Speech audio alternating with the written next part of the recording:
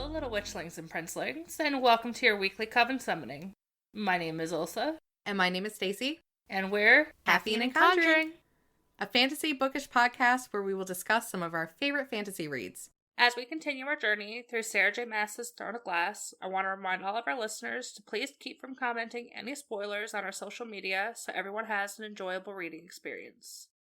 If you've been keeping up with our episodes, we're currently reading Crown of Midnight, which is book 2 of the series. So please read up to and including chapter 19 before listening to the episode if you don't want any spoilers. So we ended off chapter 9. Selena was getting ready for her meeting with Archer. Mm-hmm. Can't wait to see how that goes. Oh boy. So chapter 10. In the afternoon, Dorian and Kale enter the castle's kennels and avoid confronting Dorian's younger brother Holland. Concerned for her son's safety with the growing rebellion, the queen has pulled Holland out of school, but Dorian does his best to avoid him. The duo's conversation turns to Selena. Despite the immediate tension, Dorian doesn't miss Kale's concern for her. Later that day, Selena's dressing for her date with Archer in a very provocative scarlet gown. She mentions how, the back is dipped very low and the lace just barely covers her scars. Mm-hmm. Oh, and Kale's reaction? Kale approaches her as she leaves and is speechless, and he's just like, "You're not wearing that." Yeah. Eyes bugged out of a skull. But Selena's not listening to Kale. She's like, "Absolutely not. I will wear what I want."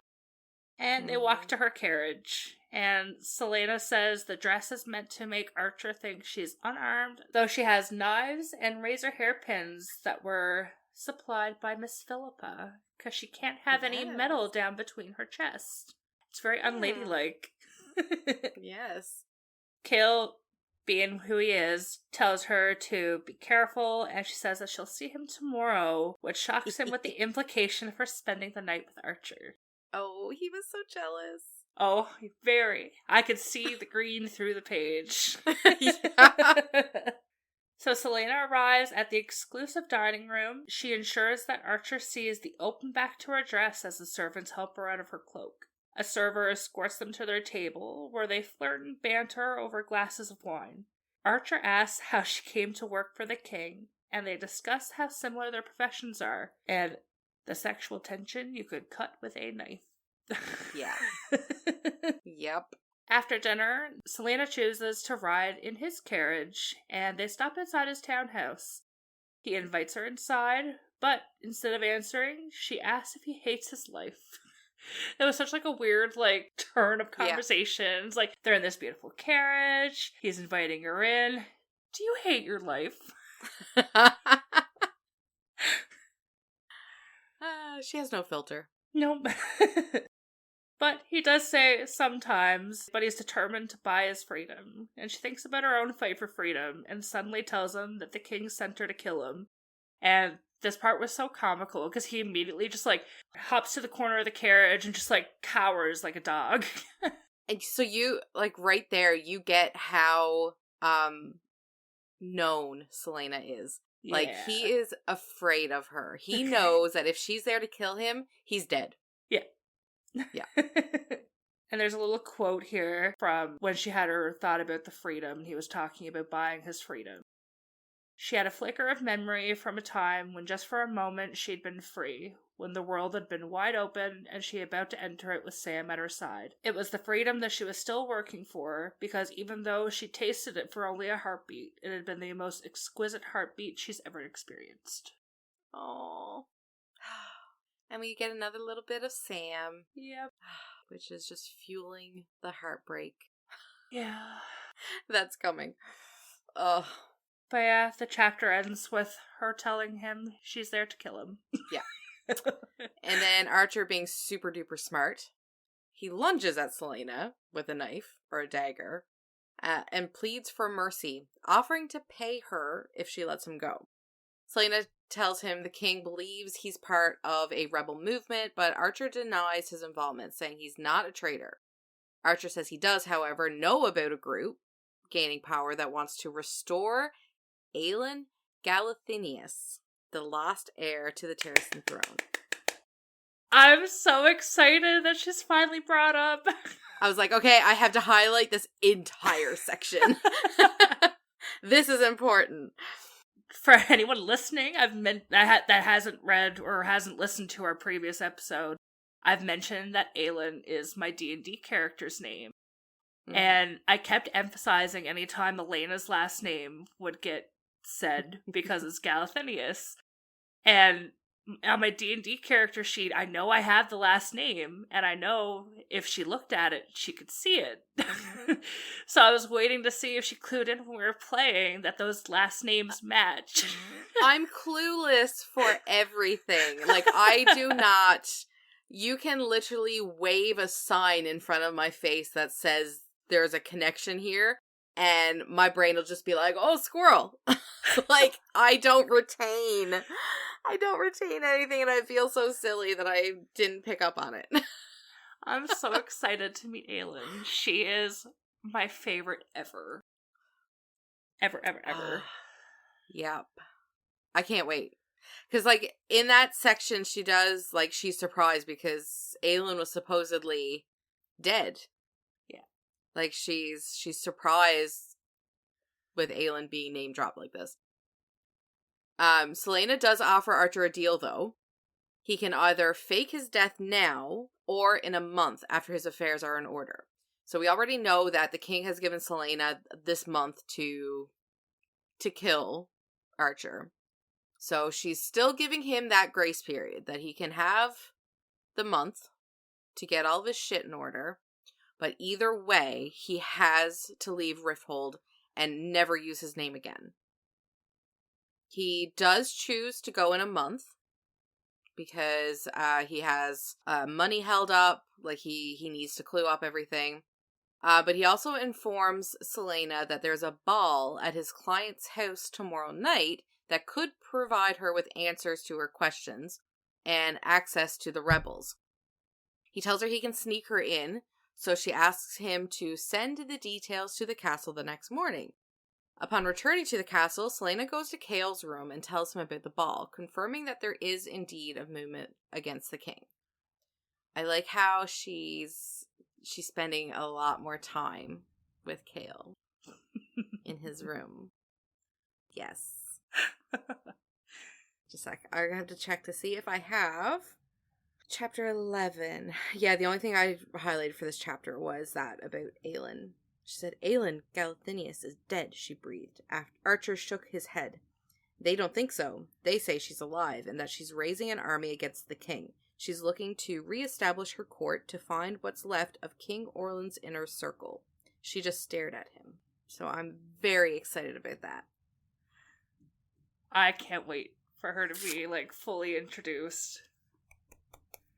Oh, God. I love her. She is my favorite character, like, ever in a book. Mm-hmm. See, I like bringing in more characters because right now we only have Selena, Chaol, Dorian, and Nehemia. So, like, really, we've got 4 characters that we see often that are considered main characters. Yeah. So I'm really excited to get more characters brought into this. And another one I'm looking forward to that I know you know the name of, well, 2, I guess, but there's Manon, who is my other D&D character that I mentioned. That's all I think now. Thank you, Matt. But then the other character is Lorcan. Now that's much, much later in the series, but... What did he do? That's what I want to... Oh, God, that's what the whole fandom wants to know. Oh, I can't wait. We just need a bonus chapter. That's all we need. Oh, I have 0 context for that. So I'm sitting pretty until that book. Oh, you're gonna die when you get to that part. You're gonna be like, what the fuck? Tell me, Sarah. So where do we go in chapter 12? So the following night, Archer sneaks Selena into the ball, and he points out the ball's host, Davis. Archer suspects Davis is a key leader in the rebel group because he overheard Davis and 3 of his friends talking.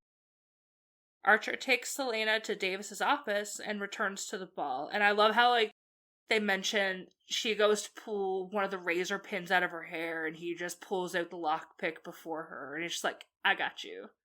Yeah. So Selena begins her search of the office and finds a book with a blood-red word mark on the spine. She opens the book and she sees many more word marks along with a riddle which she commits to memory. It's only with the eye that one can see rightly. I think I have an idea. Well, I remember this from when I read it the first time, because immediately I remembered the amulet's name was Eye of Elena. The Eye, yep. So I was like, is it the amulet?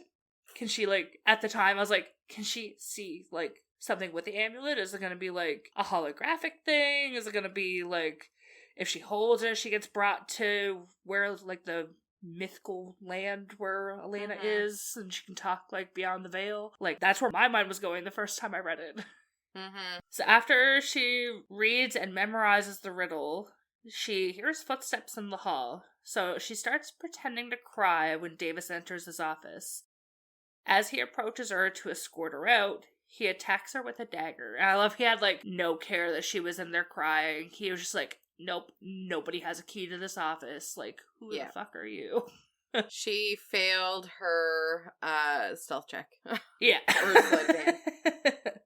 But our lovely Selena, she pins him to the floor before Davis can do more than slice her forearm. He demands to know what she's looking for, but she begins to feel a little strange and realizes she's poisoned by the blade. Seeing her weakness, Davis overtakes her and pins her to the ground, but she manages to grab his dagger and slices him across the throat. The girl. He was like such an ass, like, but do you know what was on the blade? Or something like that? Yeah, he was very snarky about it. Yeah. Yeah, he says, he chuckled softly. Don't you want to know what was on that blade? Yeah. She knows. Now. Oh yeah, she said she'd never forget that musky smell, not in 1,000 lifetimes. Coriella. A mild poison. So, after the encounter, she crawls out of the window and sprints to the front gate, leaving Davis to die, and she's struggling getting back to the castle. She has one thought, and it's just to get home. To safety. Yeah, to kill. And where does she go? So she's running for the castle, and she takes a cloak from a sleeping drunk to hide her blood-soaked dress. She manages to get to the castle and stumbles to a side entrance, which leads her to the castle's barracks. She staggers through the hallway, and then she reaches Kale's room, where she just collapses. And that's where the chapter ends. Can I read that last little bit of the chapter? Because I have it highlighted, and it was, like, one of my favorites. So she's, like, just got into his room, like, she's in rough shape.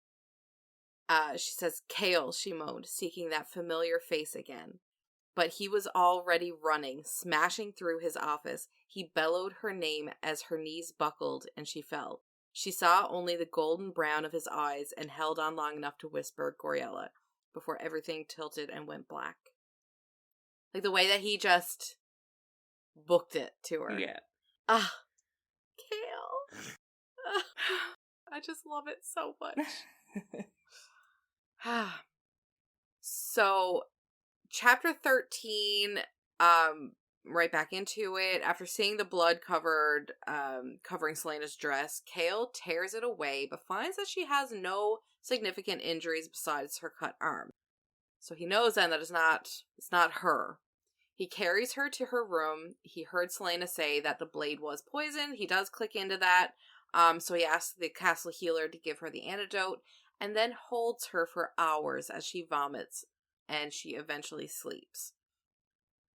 Kale learns of Davis' death and pieces together what must have happened. Selena wakes up in her bed and sees Kale sleeping in a chair. He stayed there with her. She wakes him, and he is angry at her for scaring him. He tells her that he and his men won't tell the king what happened, and that he burned her dress. So we're getting some... Kale is... I have part of that highlighted because it was just so funny to me and, like, so sweet. But Kale's like, the next time you do anything like this, I'm gonna throw you in the dungeons. And then Selena's like, for killing him? And he's like, no, for scaring the hell out of me. Yeah. Yes. I highlighted the part where he's, like, it's in his point of view, and he says he was glad Davis was dead, because if Davis had survived, Cale would have gone back to finish the job himself. Yeah. So from the guy who has been so against Celaena killing people, like, he was really upset about having to kill Cain in the previous book. Like, that really messed him up. To now, he's like, he hurt Celaena, like, I would have killed him if he survived this. He's got the taste of blood now, so it's easier. Yeah. He's shaping up pretty good, I think. It ends, like, the last sentence of that chapter says, and somehow she had wound up exactly where she knew she'd be safest. I just love them so much. Cale girly scene for sure. Very much. So chapter 14, Celaena recovers from the poison and she takes a walk to the castle library. She wants to look for clues that might help her piece together what she saw in Davis's office with the king's plan and the creature she previously saw. So she begins searching the perimeter of the library, and I love her old habits still stand. She's marking as she's going, and she's so smart. Yeah, it's very refreshing. Mm-hmm. So while all this is happening, it just suddenly cuts, and we jump to Dorian, who's waking up from a nap in his room, and he's cold. Like, he just wakes up and he's cold, despite all the windows being closed, and realizes he was having a nightmare, likely due to Cale telling him about Celaena's fight with Davis. As he turns to change into a fresh tunic, Dorian sees a ring of frost where he had been lying on the couch. But when he looks again, it's gone. Oh, Dorian, what is happening? Oh, I really wish I could read this again for the first time. Like, just all the anticipation of waiting to find out what happens. Yeah. There's so many, like, little things that's happening with Dorian now. Like, stuff that is so out of character for him, or just, like, weird shit like this. And, like, my brain just can't. I can't figure out what's happening. I kind of want to say something to fuck with your head. I've said it before, like, we started doing the podcast, just talking about Throne of Glass. And it might have been after, too. I think I said it and, like, realized what I said and just changed the subject, because I didn't want you to catch on to something. Oh my god. What? No, I'm not gonna say it. Oh. But just know I have said it to you. What? I'll give you a hint. It just has to do with my type. But anyways. Oh. Do you remember? I don't remember specifics, but... What do you remember? But no, just the fact that you have a type. What's my type? Does Dorian's hair turn white at some point? No. No? Okay. No. Well, either way, your type is Shadow Daddy. But I had to go the white hair route because... Now, the white hair normally stands for anime men, okay? Okay, fair. Like Gojo or Kakashi any day. But my book type.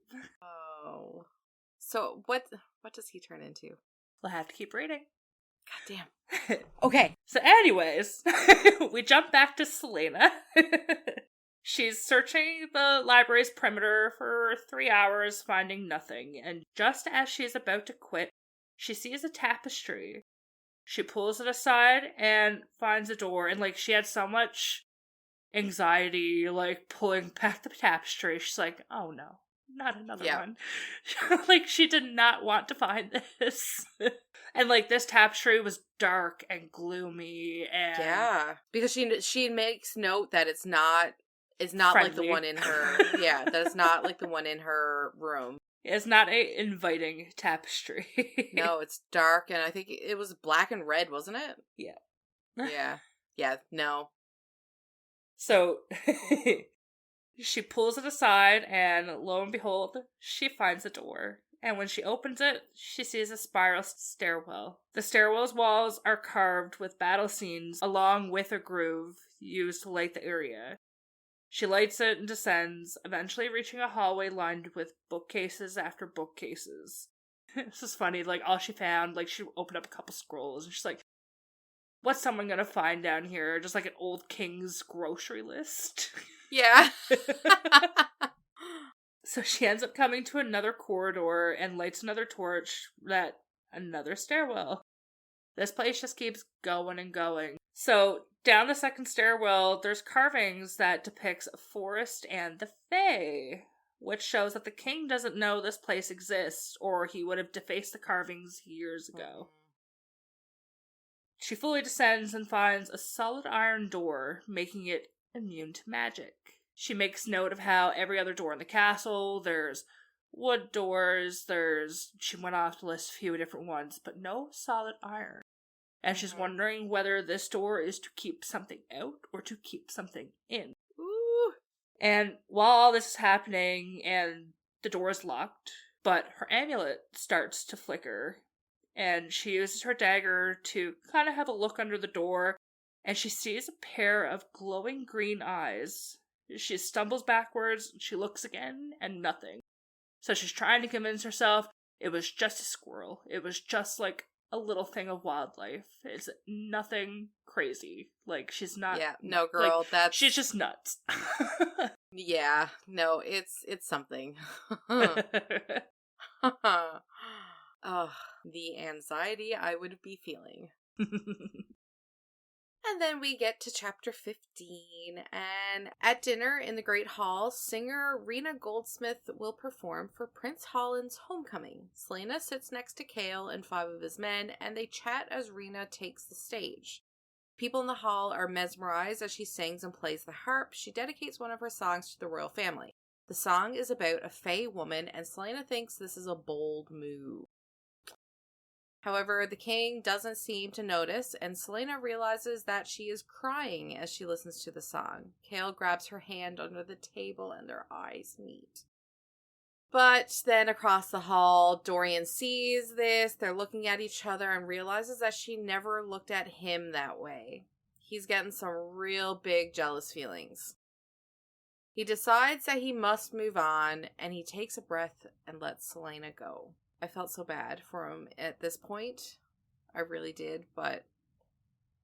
Hours later, the king's men drag Rena towards a blood-soaked block. The king tells her, speaking of magic is a crime punishable by death. Rena tells the king that she became famous so he would invite her to sing at the palace so that she could show him that magic and people like her still exist. She lists the names of numerous people killed because of their magic as she dies. It was like an intense scene. Yeah. So chapter 16. Nehemia and Selena are once again having breakfast in bed. Nehemia is asking Selena if her freedom is worth the price and the risk of hunting down and killing rebels for the king. She does not approve of Selena being the king's champion, and she's worried about what her family will think, and Selena's soul is rotten or rotted. Nehemia believes that Selena's in a position of power that she's neglecting because she only follows the king's orders. When Nehemia suggests that Selena's too focused on earning her freedom and she's being selfish, Selena insists that she suffered enough to deserve her freedom. As much as Nehemia agrees, she reminds her that often others are suffering more. Nehemia also questions how she can continue to be Selena's friend, and finally, Selena confesses that she hasn't killed anyone, but she has simply faked their deaths, and Nehemia is shocked, but not shocked. Yeah. Like, relieved. Yeah, relieved. Yeah. She's like, oh, thank God. I don't need to ditch you.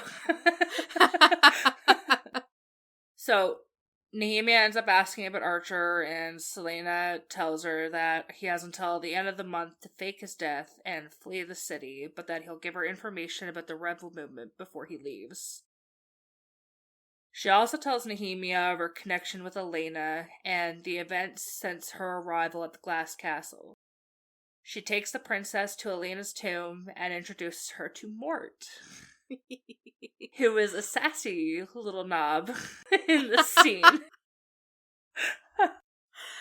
Yep, very true. Inside the tomb, Nehemia reads some of the many, many word marks to Selena, and as Selena looks at the tomb's floor, she realizes that scattered stars create several constellations. So she follows the constellations across the room to a wall with a carved face and a hollowed-out eye, which reminds her of the riddle she found in Davis's office. She looks through the eye, but she just sees a blank wall, and here's where she asks Mort for help, but he's very vague. He's very sassy. Oh, yes. He will only answer the right questions. She'll need more information before she can uncover the mystery of the eye and the wall. So, knowing that no answers will be found tonight, Selena asks Nehemia if she'll teach her how to read the word marks, and that's going to be their new morning routine. Some more lessons. Girl has really busy mornings. After they return to Selena's room, she tells Nehemia about the riddle, and they're discussing possible meanings. Nehemia just says she'll do some research on it, and then enters Philippa, Selena's servant. She enters with a letter from Archer, which lists the names of several possible rebels. Nehemia is kind of questioning why he would be so open with such information and just so nonchalantly send it to the castle where literally anyone can read it. And Selena believes he will do anything to win his freedom. So she trusts him, and that's all there is. She spends most of the day tracking the men on the letter, but doesn't learn anything useful. When she returns to her room, she finds a note from Kale telling her she has guard duty at the king's ball that night. Oh, yay. She's so thrilled about that. Her favorite pastime. Mm-hmm. I love this chapter, and I'm sure you can all guess why at this point. So they're at the ball in chapter 17, and Kale knows that Selena is in a bad mood. So while watching the ballroom guests, he also watches her from his position in an alcove. The royal family is throwing the ball in honor of Prince Holland. Kale notices Selena is missing, so he leaves his post, which is a big no-no. He's not supposed to leave his post, but he does anyways. And to go look for her. He walks outside to the garden and sees her dancing by herself. During one of her turns, she sees him and immediately stops. She's obviously embarrassed about being caught. She explains that she's bored and cold, and it's his fault for leaving her here. She asks him what her punishment will be, but he extends his hand and tells her to dance with him.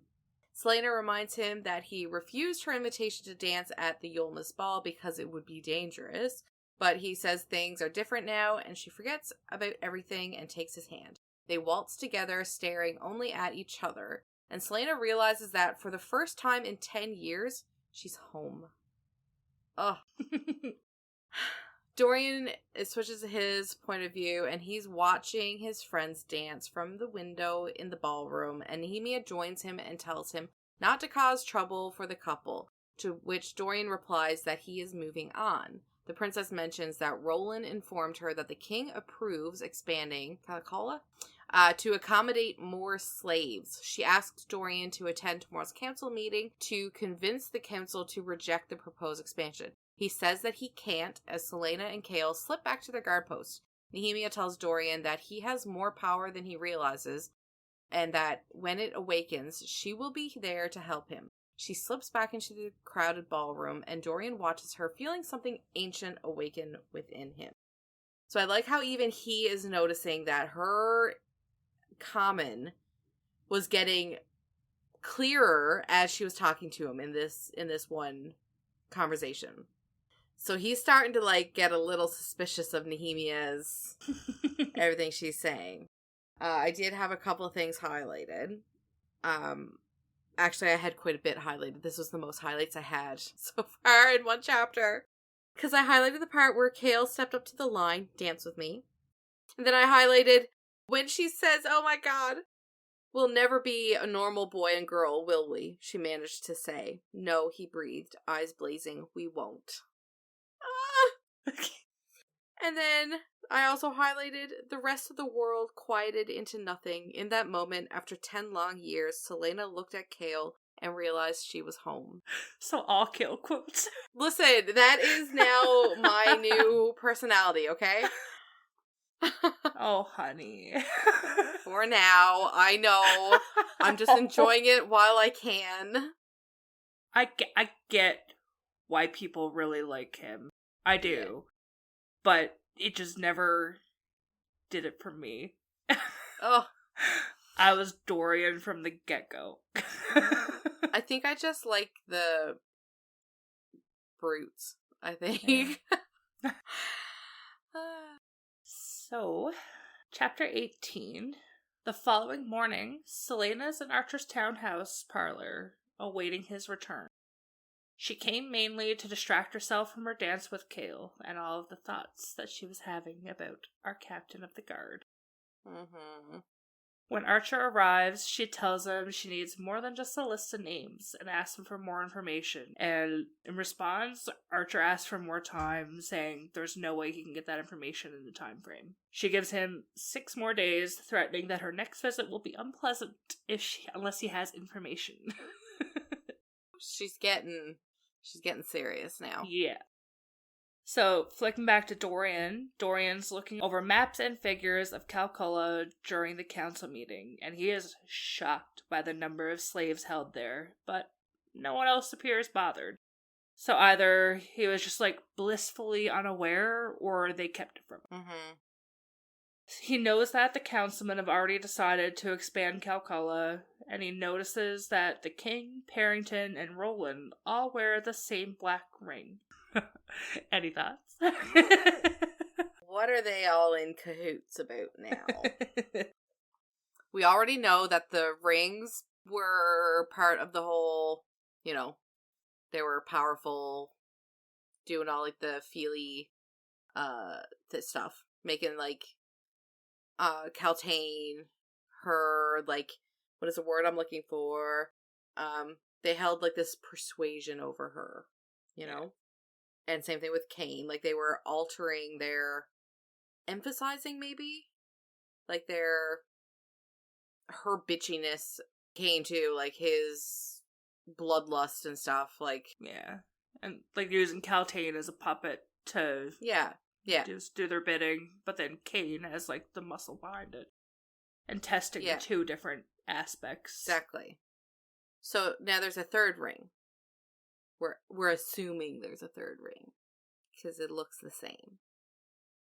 And Dorian is very not himself. So obviously there's something going on with the rings and with Dorian, and probably between Kale and Selena as well. I think there's some manipulation happening here with them as well. I'm feeling there's a lot of feelings that are not making much sense in my head. Not that they're not making much sense, but it just feels off-put. So I'm just waiting. I'm just waiting. Anyways, carry on. I was just intrigued about there being a third black ring. So during the meeting, Roland reports on the labor camp, and the king looks on approvingly. Everything is going splendid for the king currently. Massive eye rolls. Yeah. So, it's mentioned that they're talking about opening up a new slave camp further north.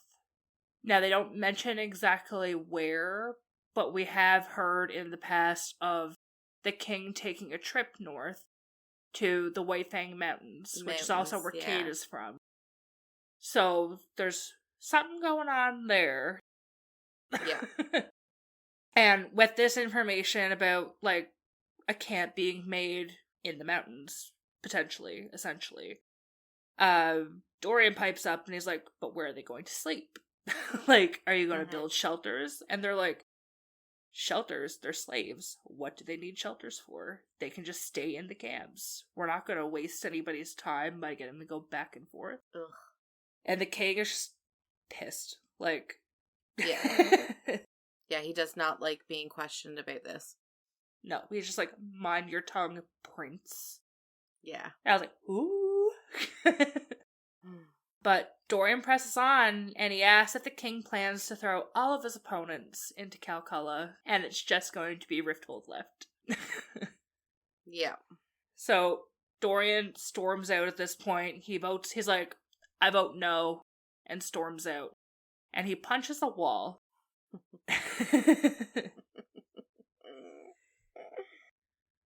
So it's down an abandoned hallway, and he punches the wall, and the impact causes a web of cracks that expand to a nearby window that completely shatters it. He crouches to the ground to avoid falling debris and looks at his hand, which, no marks, no injuries, nothing. And he makes a mental note, like, hear his inner monologue, like, I hit that wall so hard, like, my hand should be broken. Like, he punched a stone wall. So he stands and sees the area where he was crouching is entirely free of debris. It's like a perfect circle around him. Oh, Dorian, my boy, what is happening? And he's like, this should be impossible because magic is gone. Right? Right? Sure. Sure. So we cut to Kale and Selena, and they're resting on the couch in his room, and at this point, Selena's avoiding her room at all costs because she knows that Mort and Elena are nearby. And for good reason, she's also avoiding the library, because green eyes, what the fuck? Yeah. She's like, no, I'm never stepping foot in that library again. So she makes note she's starving, she would love some chocolate cake. And she's like, why does he not have like a Philippa? Like, she's like, you need to hire a servant so they can bring us food during the night. And he ends up leaving and comes back with a big old chocolate cake. Oh, bless his heart. Brownie points for Kale. So they end up eating half the cake, and Kale falls asleep. And she's watching Kale, and she's thinking about how different the court and the world would be if men like Kale led them. She also realizes that the life she dreams of for herself includes Kale, but she leaves him to rest and takes her cake with her. The way she, like, touches his face and his hair when she leaves. My heart. So when she reaches her room, Selena sees Dorian sitting in the hallway outside her door, and from how cold it is, she's like, how long has he been here? Just sitting on the cold floor. He says he's looking for Nehemia, and thought she might be with Selena, but she said, like, no, she's not here, but she notices something's wrong with him and asks him. She's like, just plain out, what's wrong? Yeah. He says, nothing's wrong, and just walks away. I think he needs to talk to her about it. Like, she would be the only person at this point that he could potentially talk to about that. Yeah. And, like, even with everything going on and, like, their breakup, like, he should talk to her. Yeah. Yeah, that was the end of chapter 18. Oh, our final chapter for this episode.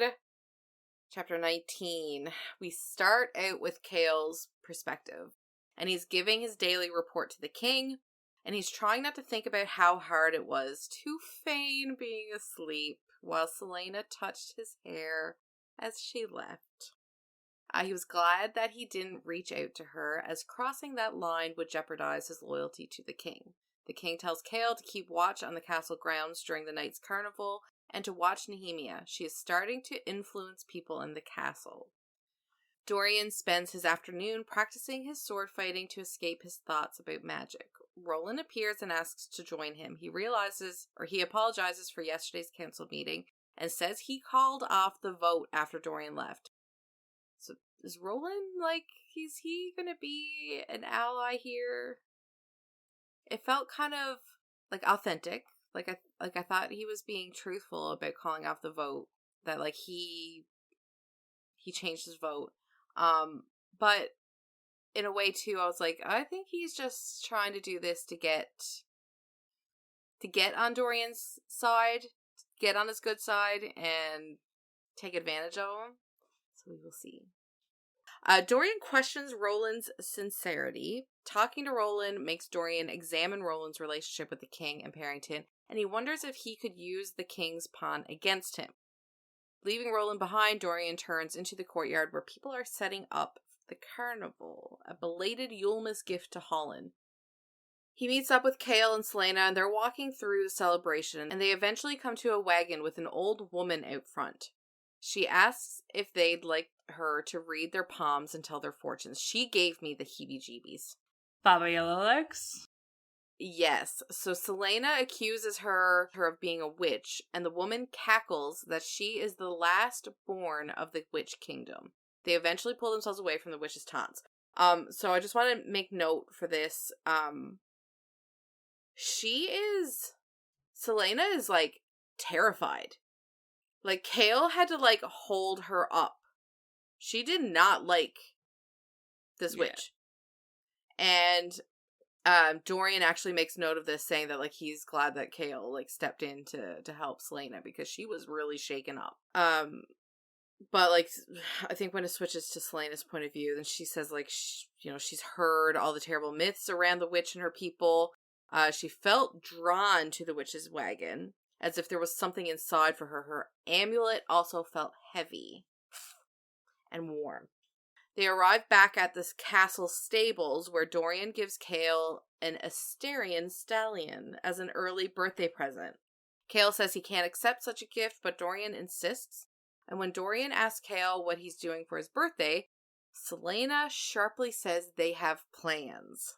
And then Selena just leaves the stable. Kale was just like, what? We have plans? I want to backtrack a little bit, just to, like, where the horse came in. Because Selena makes a comment that she used to have that kind of stallion. And they're like, they both, like, turn and look at her like, where the fuck would you have gotten one of these? Like, they're expensive. Oh, I just stole it. Yeah. I fucking died. Like, where else do you think that she got it, really? So Selena leaves the stables after an uncomfortable silence and returns to her rooms. She wants to visit Elena's tomb alone because she realizes that the hollow eye in the wall looks like a perfect fit for her amulet. So she wants to do some testing. Oh my god. One of the highlights from chapter 18 that I literally could not stop smiling over. He's, like, teasing her about like, all these things that, like, she wants to eat. He chuckled as she put her foot against his face and pushed. He grabbed her foot and wouldn't let go when she tried yanking her leg back. It's true, and you know it, Lena. He calls her the little nickname that Archer gave her. And she says, so what if it is? Haven't I earned the right to eat as much as I want whenever I want? She wrenched her foot out of his grasp as the smile faded from his face. Yes, he said quietly, his voice barely audible over the crackling fire. You have. After a few moments of silence, he stood up and walked to the door. She sat up on her elbows. Where are you going? He opened the door. To get you a chocolate cake. I just loved that scene. Just. Anyways. But yeah. Yeah, so it ends with her, like, sprinting up the stairs to the warmth of her rooms. She's trying to shut out the image of the witch's iron teeth. I forgot to mention that when they're explaining what this witch looked like with the yellow legs, and she's got iron spiky teeth that look like fish teeth. And I thought that was very terrifying. Oh, I can't wait to learn more. Ugh, yeah. Grabby hands, grabby hands. Oh, I'm so excited. There's so much happening. In this, I felt like covered a lot in these last 9 chapters. Like, it does not feel like it was only 9 chapters ago that she was going to see Archer. Like, that first. Yeah. Like, that is bonkers. Like, we've covered so much. There's so much that's happened. But I feel like we didn't get very much Nehemia. Like, we did get that, like, one chapter where, you know, Selena was coming clean about everything and was filling Nehemia in on all of that. But she just was like, I'll research it, and then she's just gone. Like, there hasn't been much more She hasn't come back with any information yet. We'll get more of her throughout this book. Yeah, very excited. I just want more Kale and Selena. But I'm afraid of how it ends. How what ends specifically? Them, like this relationship that's brewing. You think it's gonna end? You could barely say that with a straight face.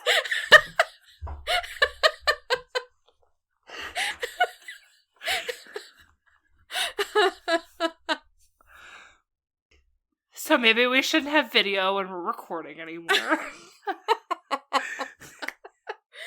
I feel like this is okay, so like when we first flashing to ACOTAR, I'm going to try not to give any sort of spoiler or anything, but I know where you're going with it. I don't know if you do. Because, well, for one, like, I mean, I feel like this is Selena and Dorian is and okay, I feel like that is where the parallels are, but Kale is what I wanted to be for so I know that's weird. But I feel like this is where that is the parallels, you know? Like, I feel like that's my theory, my working theory, is that Selena and Dorian. But yeah, that's what I'm thinking. So I feel like it is fruitless of me to be hoping for more with Kale, when I feel like she's destined for Dorian. But I'm just gonna soak it up while I can, and we'll see what happens.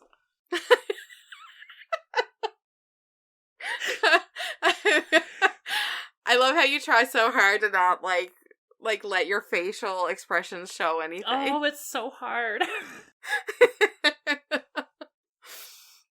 You're either trying not to smile, or you're just like smiling through everything to not change your face. That seems to be the most like effective. Yeah. Because if I'm just continuously looking like something's up, then you never know what's up. Fair. Okay. I am very excited to get back and get the next 9 chapters read, because... Are you, though? I am. Because I feel like this was such an, like, anticlimactic end to this episode, you know, like... A lot of plot happened, but not a lot of plot happened at the same time. Yeah, right? A lot of subplot happened. And there's a lot of, like, messy feelings. Yeah. That I think is because of these rings. And, like, they're really fucking with everybody, I feel like. And then, like, what's behind the iron door? Yeah. There's a witch. Is it keeping it in or keeping us out? You know, like...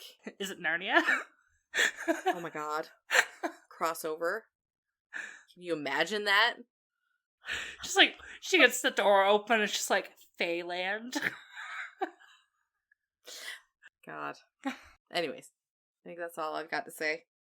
Can't wait for next episode. I can't wait. Not that I want to, like, rush things, but I can't wait for the last episode of this book. Because you do need to record yourself reading that last chapter. And you are going to be the TikTok for that episode. Oh, God. I'm so afraid. And with that, our Coven summoning comes to a close. Don't forget to hit the subscribe button on Spotify or Apple Podcasts. And follow Caffeine and Conjuring on Instagram and TikTok to stay up to date on our journey through Throne of Glass.